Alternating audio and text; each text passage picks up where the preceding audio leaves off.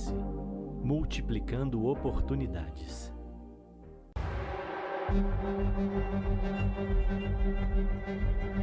Atentados que causem a morte de mulheres em razão de sua atividade política e agressões físicas com o propósito de prejudicar seus direitos políticos são exemplos da violência política de gênero.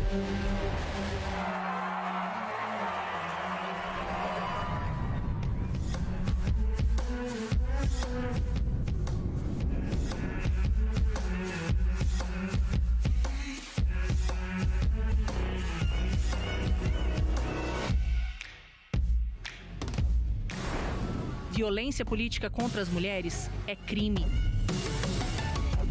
Faça sua denúncia na página do TRE do seu estado, site do TSE ou acesse o canal de denúncias do Ministério Público Federal. Clique em Eleitoral, depois em Procuradoria-Geral Eleitoral e denuncie aqui. Recolha todas as provas e preencha o formulário. Combater essa prática é um dever de todo mundo. Seja você a mudança.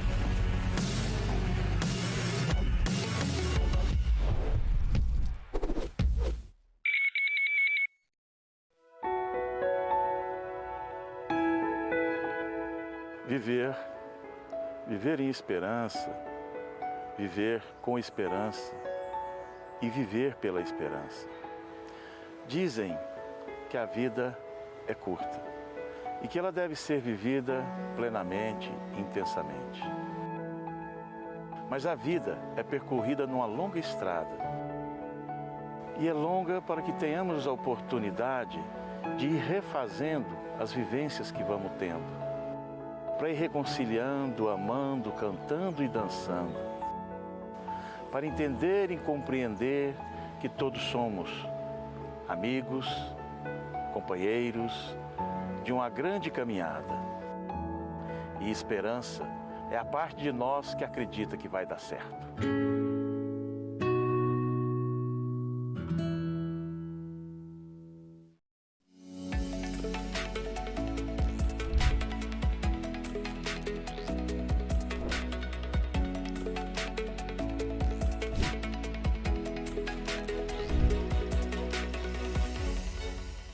A série Repense é um movimento do Sistema Sagres de Comunicação que te ajuda a repensar atitudes, investimentos e os esforços desempenhados por nós, sociedade e pelas organizações privadas ou públicas no desenvolvimento sustentável. Tudo isso de uma forma educativa e reflexiva, propondo ações e repensando nossas atitudes.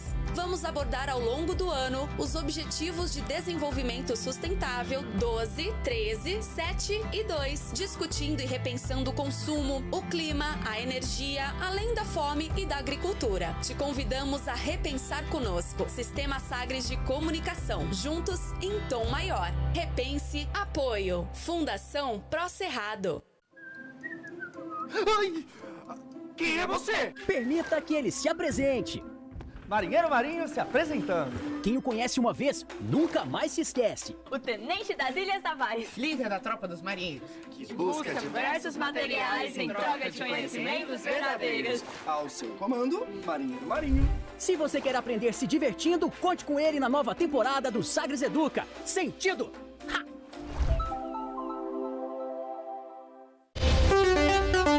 Sagres Sinal Aberto. Estamos de volta aqui na Sagres, no nosso Sinal Aberto, edição desta quinta-feira, dia 8 de setembro de 2022.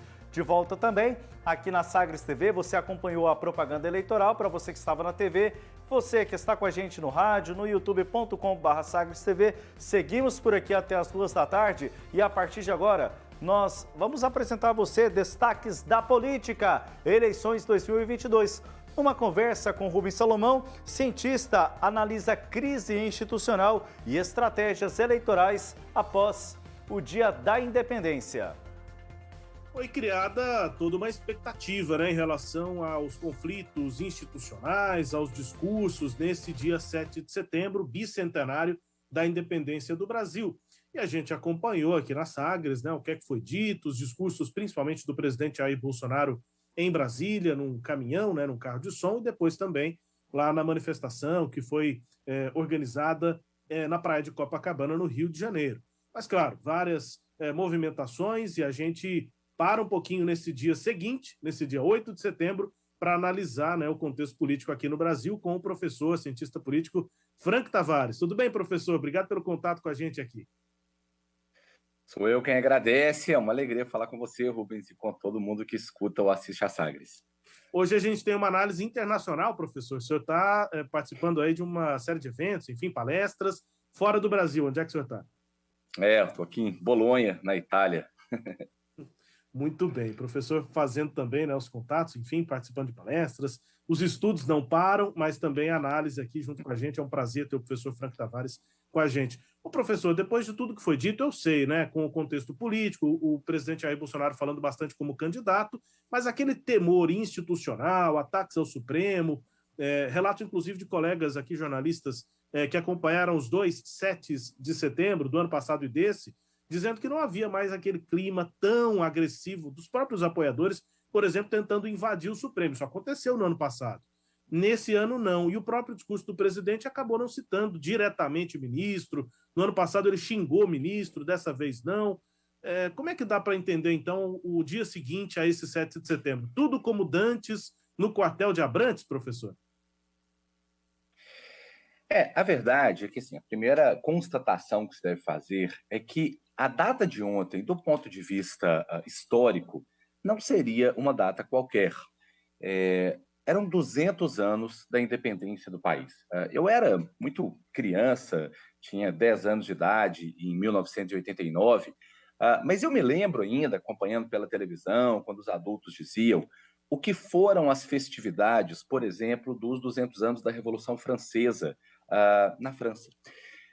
A direita, a esquerda, o centro, os movimentos feministas, os produtores rurais, todos pararam, por um lado, para celebrar aquela construção de um grande projeto nacional que acabou por influenciar a ideia de Estado, de democracia, de liberdade que toda a humanidade até hoje professa, e, ao mesmo tempo, pararam para pensar qual seria o tipo de país que queriam projetar para os anos vindouros e quais seriam os acordos possíveis.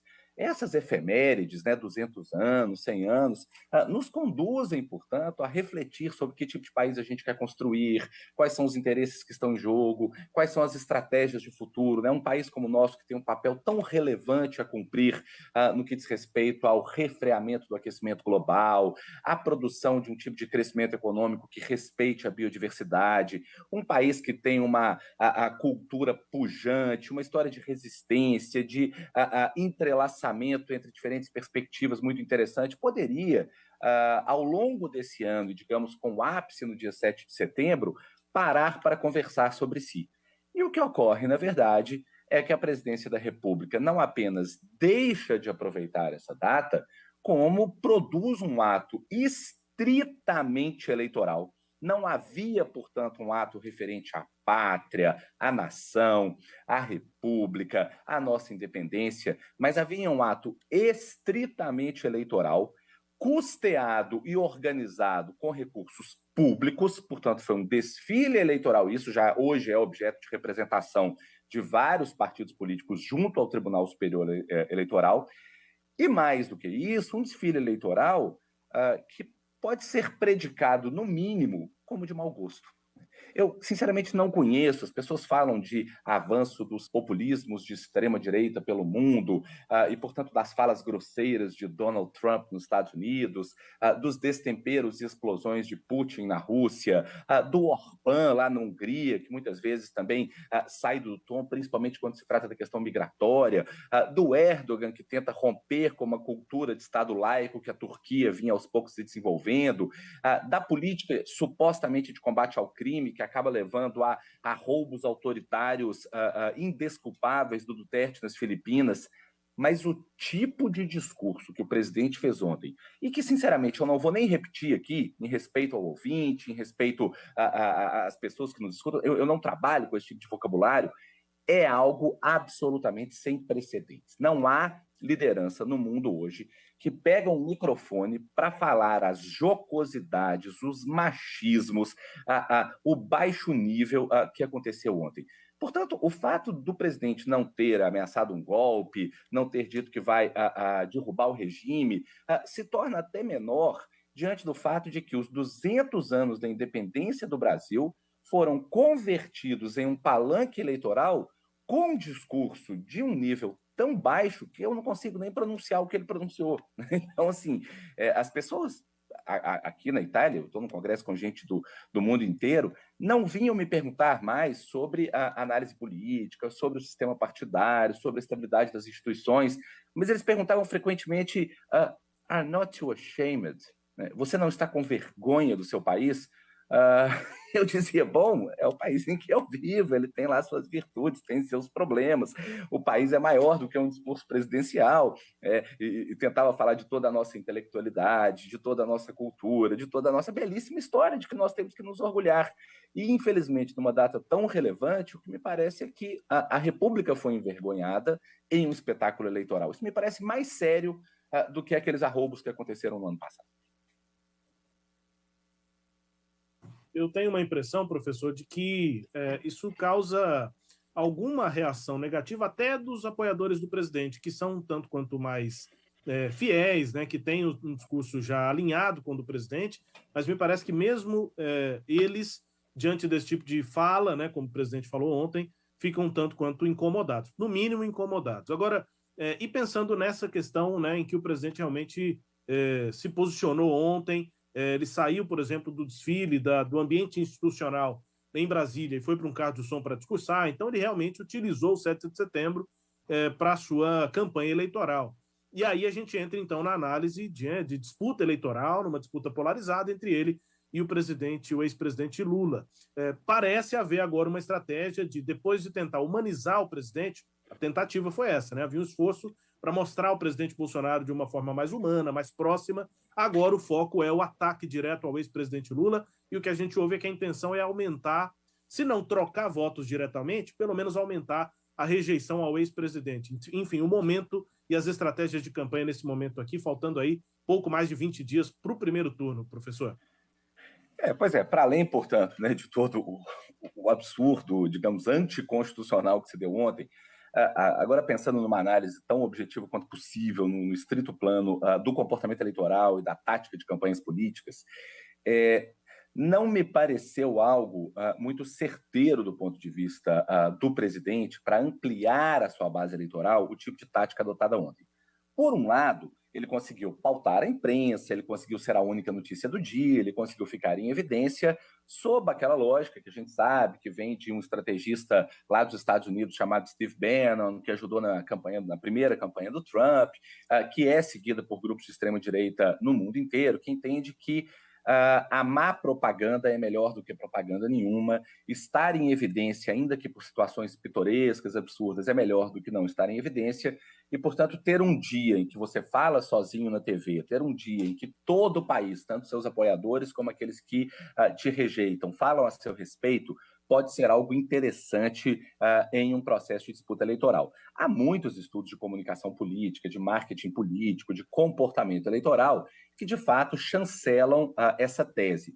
Mas eu não sei se, nesse caso específico, o discurso, de fato, não conta. O discurso não é relevante e basta a exposição. Porque o que ocorre é que o discurso presidencial ontem pode não ter sido interessante nem mesmo para manter coesão junto às bases eleitorais do presidente. Eu vi vários colegas da ciência política dizendo foi um discurso que arregimentou os seus grupos já constituídos, eles se tornam mais animados e vão para a campanha com mais força. Eu não sei se isso é verdade, porque a gente sabe que tem uma forte base religiosa, evangélica, que é simpática ao presidente, e quando ouve as coisas que ele disse, provavelmente pode ficar um pouco mais reticente. Claro, continua votando, tem acordo, se identifica com o projeto, mas pode ter mais dificuldade, por exemplo, em ir para uma conversa. Eu não sei se aquilo unifica toda a base bolsonarista de maneira tão coesa. Ao contrário, eu acho que pode tirar o ânimo de parte dessa base. Em segundo lugar, definitivamente não é um discurso que amplia, né? Quais são os segmentos demográfico-populacionais, segundo quase todas as pesquisas, em que o presidente precisa crescer acaso ele queira, 1, chegar ao segundo turno, 2, vencer no segundo turno. segmento de mulheres, segmento de pessoas mais pobres, população do Nordeste. O discurso de ontem foi um discurso que afastou mulheres e que não apresentou nenhuma declaração de natureza econômica ou que dissesse respeito ao desenvolvimento regional. Poderia aproveitar, por exemplo, o 7 de setembro para falar da unidade nacional, do compromisso que a gente tem para reduzir as desigualdades entre o Sudeste mais rico e o Nordeste mais, o próprio Centro-Oeste, que passa por mais dificuldades. Nada disso foi dito.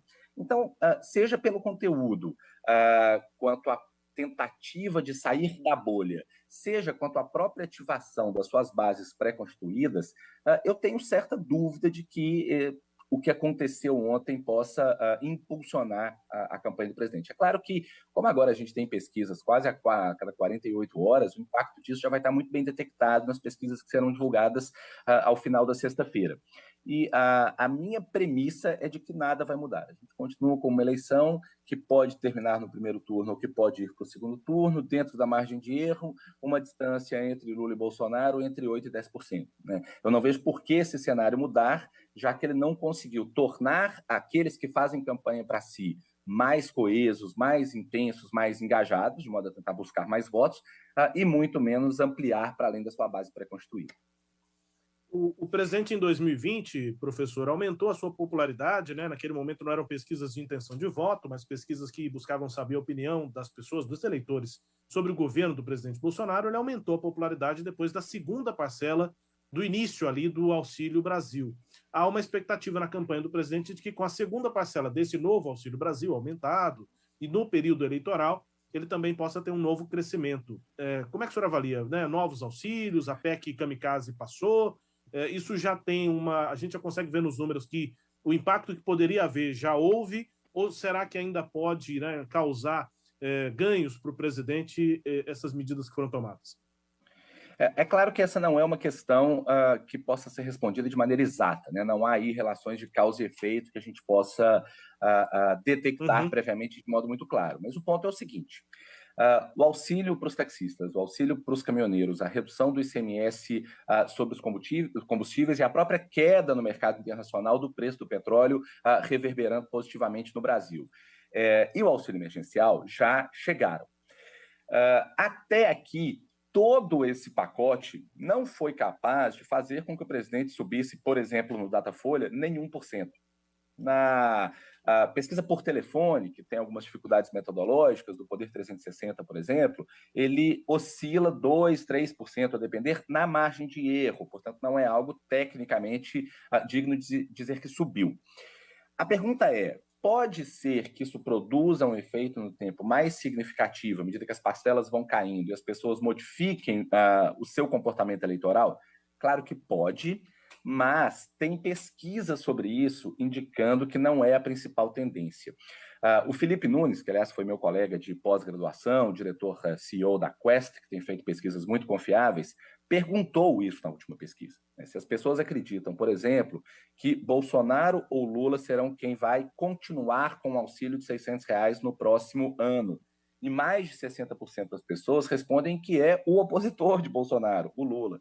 Mais do que isso, pergunta para as pessoas por que elas acham que houve esse aumento. E a maior parte das pessoas atribuem isso estritamente a uma tática eleitoral. O que acontece é que o público é muito mais atento do que muitas vezes as campanhas imaginam. E a gente fala assim: poxa, ele está fazendo isso, não colocou na lei de diretrizes orçamentárias do ano que vem e, portanto, é só para ganhar a eleição. Será que as pessoas não vão perceber? Na verdade, está todo mundo pensando assim. Então, as pessoas percebem e direcionam seu comportamento eleitoral. Portanto, a partir do levantamento que a Quest fez, e é um estudo muito sério, o Felipe Nunes é hoje um dos grandes cientistas de dados do Brasil, trouxe novas técnicas metodológicas que nem eram utilizadas aqui do seu doutorado lá na Califórnia, enfim, trabalha com uma equipe de estatísticos muito rigorosas. Então é possível que, como ele pergunta isso e obtém essa resposta, a maior tendência com esses dados é que não haja um impacto, uma mudança em atitudes e opiniões eleitorais em razão do prosseguimento dos depósitos de benefícios.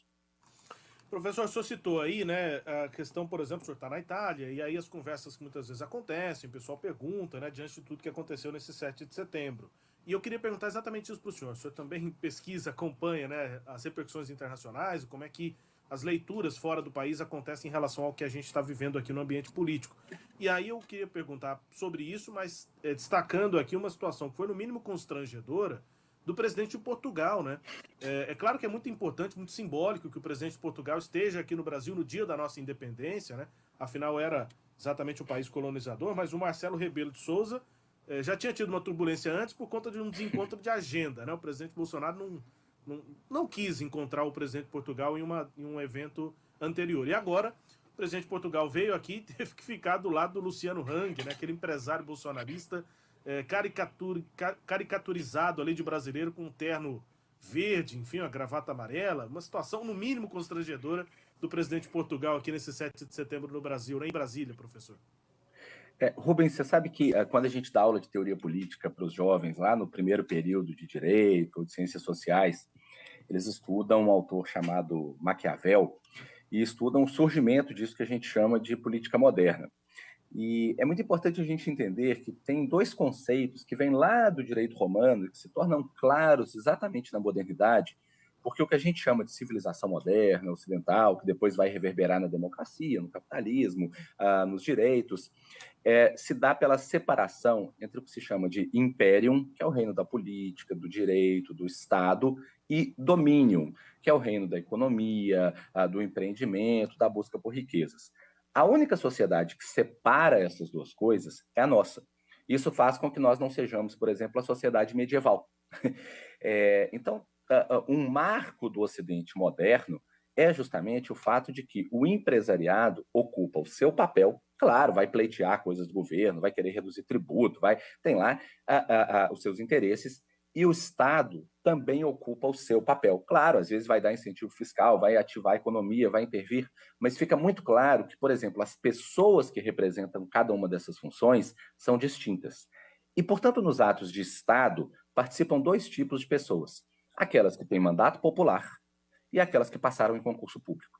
Então, estão ali magistrados, senadores, deputados, presidente da República, pessoas que estão legitimadas nesse campo do império. Não faz o menor sentido, então, um empresário, simplesmente porque é um empresário, ocupar um lugar de tamanho destaque como se deu ontem.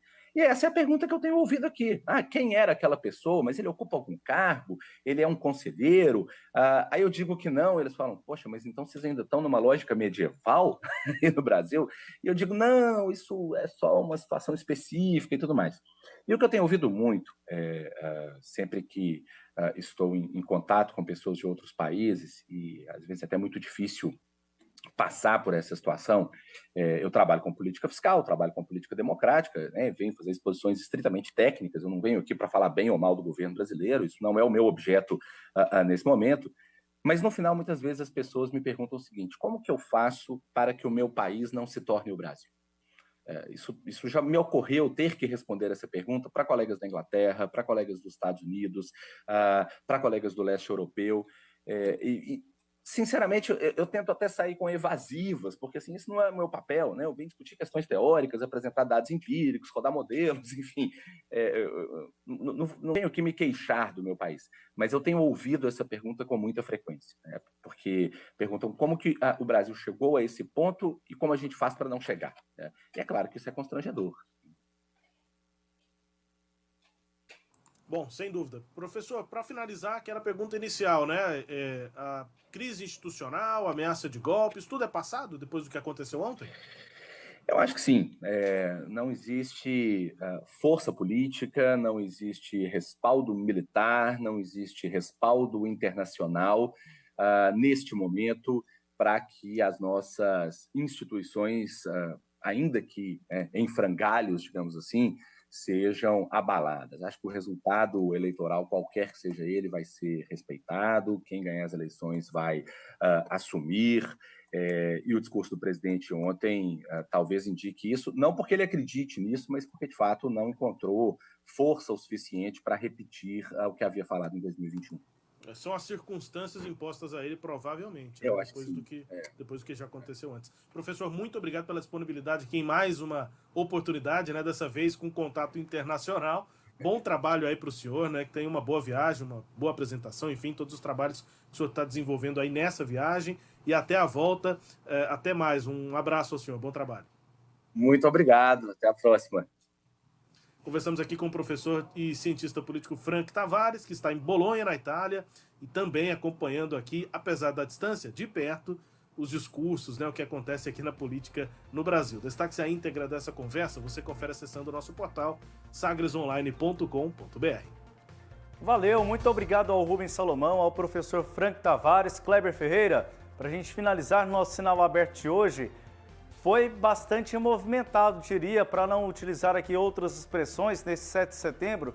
E é claro, isso deve ter alguma consequência, penso, no processo eleitoral, olhando não apenas a perspectiva do presidente, mas também os seus opositores. Eu penso que algumas questões ficaram ainda mais claras para essa continuidade das eleições. Você tem razão, Samuel. Foi um dia movimentado, a gente queria ver o que seria o 7 de setembro. Eu já tinha essa perspectiva, que seria mesmo uma movimentação política. Aliás, é muito comum 7 de setembro, em ano eleitoral, ser uma mobilização política de quem está no poder. E desta vez foi um choque, literalmente, para apoiadores e opositores de Bolsonaro. Apoiadores hoje estão sorrindo demais. Os institutos de pesquisas pensando, imaginando. E agora, como é que a gente vai fazer para fazer esse povo da pesquisa aparecer na rua?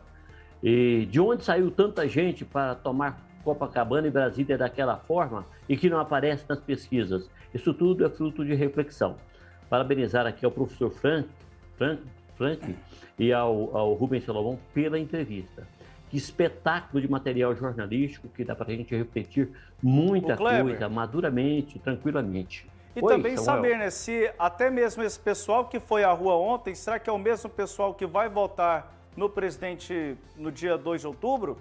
Também aí tem uma diferença, uma outra parte da análise também. Kleber... Lembra que eu te falei que precisa refletir? É dia de reflexão para a oposição e para a situação. É dia de reflexão. Quem estava ali? Por que foi ali? Apareceu como? Então, tudo isso é reflexão. E não foi qualquer tantinho. Foi uma multidão de impressionar, dos dois lados. Eu dou conta de converter isso em voto? Esses são meus votos reais? Tudo isso é reflexão. Acho que nós vamos ter daqui para frente posturas mais sérias dentro da campanha política. Ninguém atacou ontem instituição nenhuma. Eu achei assim, era o que eu esperava mesmo. E, para ser sincero, Samuel, me trouxe um certo conforto, me trouxe uma certa tranquilidade para a mente. Para mim não trouxe conforto, principalmente quando a gente pensa aí em relação ao cenário internacional. A imagem do Brasil em pautas antidemocráticas e também com palavras, né, que causam constrangimento, isso me trouxe preocupação. Kleber, um grande abraço a você, até amanhã. Em contrapartida, não tem clima para golpe. Não existe isso, sem intenção. Samuel, até amanhã. Amanhã nós voltaremos, né, sempre refletindo, sempre pensando, sempre procurando formar a opinião pública com a maior consistência possível.